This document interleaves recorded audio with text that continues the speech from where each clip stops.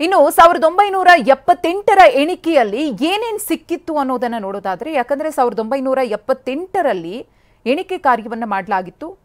ಅದೇ ಕೊನೆಯ ಬಾರಿಗೆ ಓಪನ್ ಮಾಡಿದ್ದು. ಬಂಗಾರದ ಆಭರಣಗಳು 454 ಸಿಕ್ಕಿದ್ವು. ಬಂಗಾರದ ಆಭರಣಗಳ ತೂಕ ಇದ್ದಿದ್ದು 128.38 kg.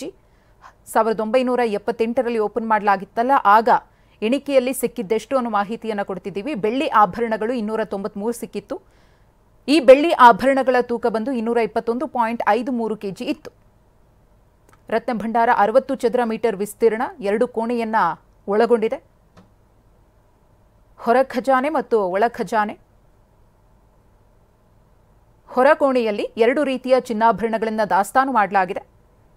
ಈ ಒಂದು ರತ್ನ ಭಂಡಾರದ ವಿಶೇಷತೆ ಏನಿದೆ ಅದರ ಬಗ್ಗೆ ಮಾಹಿತಿಯನ್ನು ಕೊಡ್ತಾ ಇದ್ದೀವಿ. ಪ್ರತಿನಿತ್ಯ ಬಳಸುವಂತಹ ಚಿನ್ನಾಭರಣಗಳನ್ನು ದಾಸ್ತಾನು ಮಾಡಿ ಇಡಲಾಗಿದೆ, ಒಟ್ಟು ಮಾಡಿ ಇಡಲಾಗಿದೆ. ಹೊರಕೋಣೆಯ ಮಾಹಿತಿ, ವಿಶೇಷ ಸಂದರ್ಭಗಳಲ್ಲಿ ಬಳಸುವಂತಹ ಚಿನ್ನಾಭರಣಗಳನ್ನು ಈ ಹೊರಕೋಣೆಯಲ್ಲಿ ಇರಿಸಲಾಗಿದೆ. ಇನ್ನು ಒಳಕೋಣೆಯಲ್ಲಿ ಎಂದಿಗೂ ಬಳಸದಂತಹ ಚಿನ್ನಾಭರಣಗಳನ್ನು ದಾಸ್ತಾನು ಮಾಡಲಾಗಿದೆ. ಒಳಕೋಣೆಯ ರಹಸ್ಯ, ಒಳಕೋಣೆಯಲ್ಲಿ ಏನೇನಿದೆ ಅನ್ನೋ ಮಾಹಿತಿ ಇದು. 1985ರ ಬಳಿಕ ಒಮ್ಮೆಯೂ ಕೂಡ ತೆರೆದಿಲ್ಲ ಒಳಕೋಣೆಯನ್ನು. 2018ರಲ್ಲಿ ಕೀಲಿ ಕೈ ನಾಪತ್ತೆಯಾಗಿತ್ತು. ಇದೀಗ ನಕಲಿ ಕೀಯನ್ನು ಬಳಸಿ ರತ್ನ ಭಂಡಾರವನ್ನು ಓಪನ್ ಮಾಡಲಾಗ್ತಾ ಇದೆ. ಕುತೂಹಲ ಅಂತೂ ಇದ್ದೇ ಇದೆ, ಏನೇನಿದೆ ಅಂತ.